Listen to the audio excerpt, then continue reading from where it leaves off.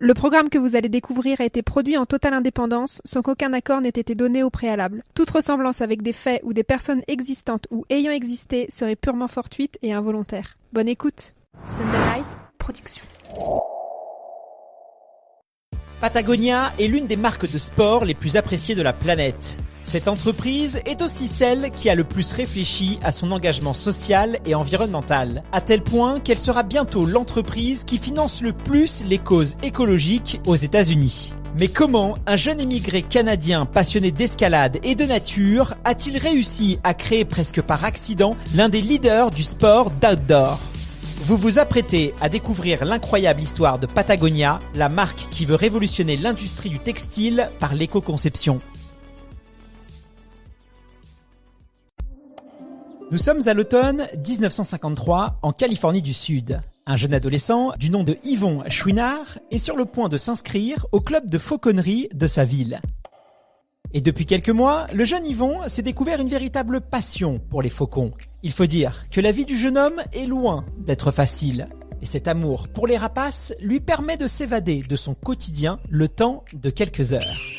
Issu d'un milieu très modeste, son père vit de petits boulots et est souvent absent. Sa famille est d'origine canadienne et française et à son plus jeune âge, Yvon parlait très mal l'anglais, ce qui l'a considérablement pénalisé à l'école où ses camarades de classe se moquaient régulièrement de lui.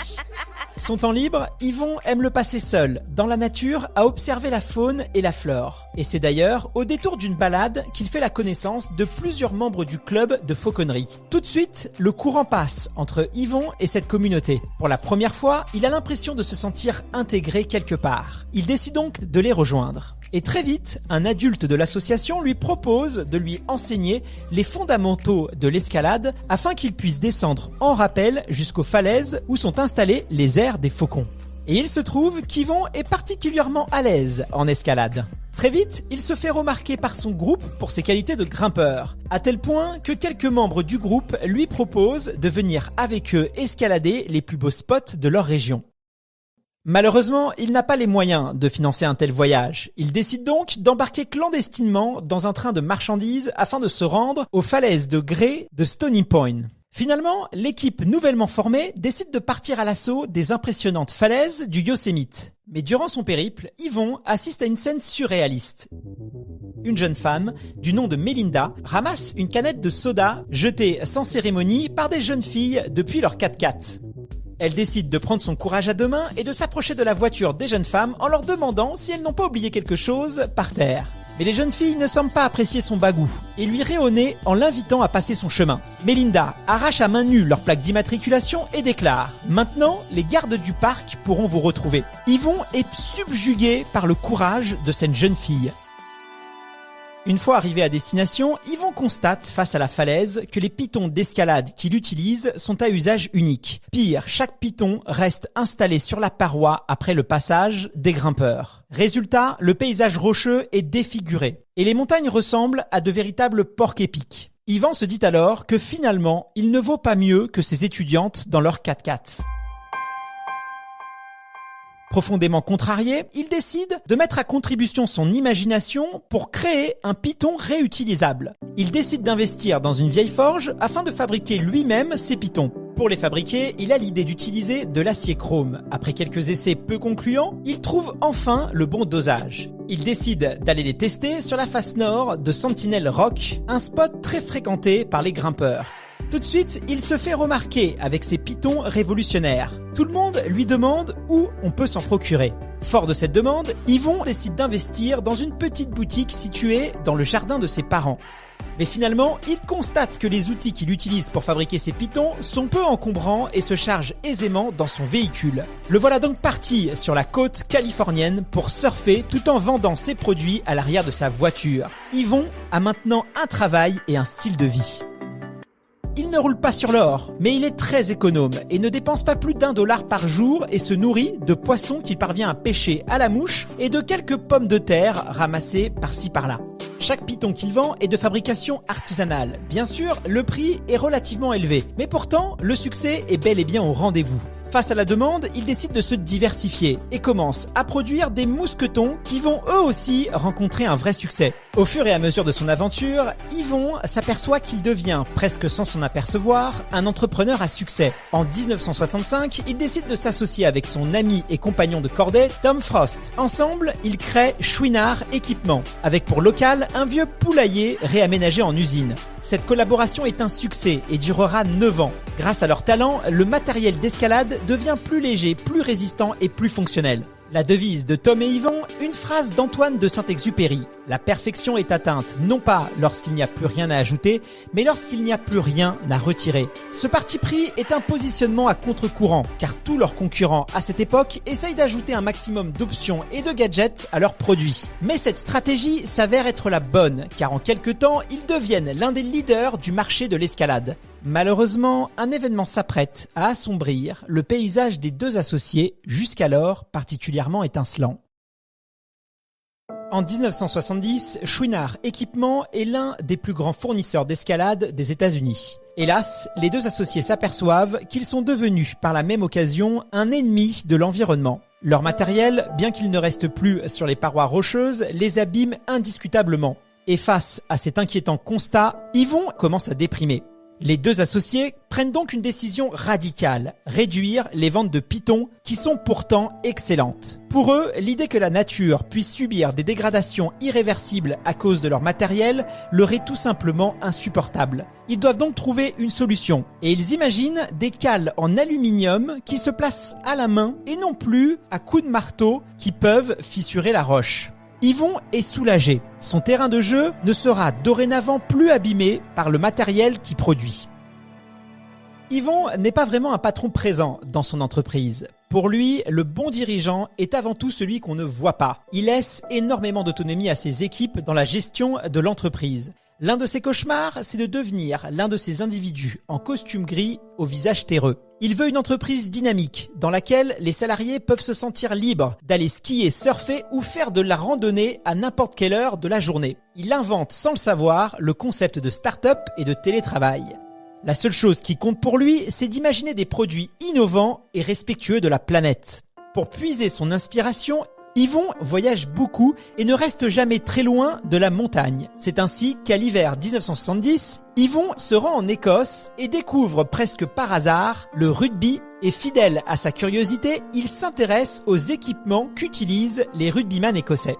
Yvon est fasciné par la qualité et la praticité de leur équipement, qui est particulièrement résistant en raison des nombreux chocs que les tenues des rugbyman doivent encaisser pendant un match. À cette époque, il ne produit pas encore de textile. Mais bien sûr, l'idée de proposer des vêtements tout aussi efficaces pour les passionnés d'escalade commence à faire son chemin. Yvon décide alors de tester l'un de ses maillots de rugby particulièrement résistant et absorbant à la transpiration lors de ses séances d'escalade. Et il est tout de suite séduit par les qualités de ce textile. Il décide donc de s'en inspirer pour créer sa propre marque de vêtements de sport d'outdoor. Très vite, les vêtements techniques qu'il propose se démarquent tout de suite auprès des amoureux de la montagne. Jusqu'alors, les alpinistes s'équipaient surtout avec des vêtements en coton et en laine. Lui propose des textiles synthétiques inspirés du monde du rugby et des pêcheurs de l'Atlantique Nord. Ils sont isolants et absorbent à la perfection l'humidité. Bien sûr, ces vêtements sont à l'image de sa société. Sportswear, orienté vers l'escalade, la pêche, le surf et les sports de montagne, tout en étant respectueuse de la planète dans sa production. Cette nouvelle marque, il décide de l'appeler par l'une des destinations qui le fait le plus rêver, Patagonia, un pays lointain, méconnu et teinté de mystère. Bien sûr, les alpinistes doivent s'habituer à ces nouveaux vêtements beaucoup plus modernes. L'entreprise est aussi la première à expliquer l'intérêt de la superposition des couches pour les sports outdoor. Une couche intérieure contre la peau pour le transport de l'humidité, une couche intermédiaire en velours pour l'isolation et une couche extérieure en chaîne pour la protection contre le vent et l'humidité. Malgré la réussite commerciale, Yvon ne compte pas s'endormir sur ses acquis et il continue ses recherches pour trouver de nouveaux matériaux encore plus efficients. Il élabore alors le chinchilla et remplace le polypropylène par le polyester capilène qui évacue beaucoup mieux l'humidité corporelle vers l'extérieur. Ces changements radicaux dans la composition des produits textiles sont risqués, car les amoureux de montagne n'aiment pas forcément tous le changement. Pourtant, à l'automne 1985, Yvon décide de passer tous ses tissus en capilène. Bien sûr, le risque est élevé, mais il s'avère être payant, car les ventes décollent immédiatement. Comme si cela ne suffisait pas, Patagonia se lance dans un autre virage tout aussi risqué. Alors que la plupart des vêtements de montagne se déclinent dans des coloris classiques comme le beige, le vert, le bleu, la marque décide de prendre le contre-pied et intègre des couleurs beaucoup plus vives, telles que le rouge ou encore le turquoise. Pour Yvon, le monde de la montagne a aussi le droit à un peu de fantaisie. Avec cette stratégie, les ventes de Patagonia explosent et Yvon décide de remplacer Tom Frost par Chris Devitt à la tête de l'entreprise. Et ce changement de direction s'avère être une très bonne décision car l'entreprise se développe encore plus vite et ses salariés se sentent encore plus épanouis. Malheureusement, une récession économique s'apprête à s'abattre sur le début des années 90 et Patagonia ne va malheureusement pas passer en travers. En 1991, l'impensable se produit. Une terrible récession économique frappe de plein fouet l'Amérique. Yvon est contraint de se séparer de Chouinard Équipement et doit licencier 20% des effectifs de Patagonia, soit 120 salariés. Un coup dur pour le chef d'entreprise qui ne sait pas comment rebondir. Tous ces événements affectent profondément le moral d'Yvon. Fidèle à lui-même, il décide d'utiliser cette crise pour se réinventer et opérer des changements majeurs dans la gestion de son entreprise. Il décide de réunir tous ses cadres à l'occasion d'un séminaire en Patagonie. Pour décider de l'avenir de l'entreprise, ils ne sont pas dans une salle de séminaire située dans un hôtel de voyage d'affaires, mais en marchant sur les plus beaux sentiers de randonnée du pays. Une occasion unique d'entreprendre une profonde introspection sur les valeurs de l'entreprise et la direction qu'il souhaite lui donner. Et les questions sont nombreuses. Faut-il viser la croissance économique à tout prix ? Quels sont tous les enjeux à prendre en compte dans la production de vêtements ? Doit-on innover coûte que coûte ? Autant de questions qui doivent pour eux être tranchées. Après des journées d'intenses réflexions en marchant, tous décident, selon les mots d'Yvon, de contrôler la croissance en fonction des objectifs et de prendre les décisions comme si l'entreprise devait exister encore dans 100 ans. Patagonia prend donc un engagement majeur, celui de l'écologie et du développement durable. Dès lors, la règle est simple. L'impact écologique doit être la première préoccupation de la marque. La règle des 4 R est mise en place. Réduire, réparer, réutiliser et recycler. Patagonia s'engage à vendre des vêtements conçus pour durer toute une vie et à réparer toutes les parties du textile qui s'avèrent être usagées. Plus encore, elle incite les consommateurs à apporter leurs vêtements usagés de la marque en magasin pour qu'ils soient recyclés. Au fil des années, Patagonia ne cesse de lancer des réflexions et des études concrètes sur l'utilisation des matériaux pour fabriquer des vêtements plus respectueux. Grâce à cette remise en question permanente, l'entreprise parvient peu à peu à réduire son propre impact environnemental. Et d'autres actions surviennent, comme l'une des plus marquantes qui aura lieu en 1986. Cette année-là, l'entreprise s'engage à reverser chaque année 10% de ses bénéfices à des petits groupes de défense de l'environnement. Cette part sera finalement transformée en 1% du chiffre d'affaires de Patagonia et crée ainsi en 2002 le label 1% pour la planète qui permettra à d'autres entreprises de suivre cet exemple.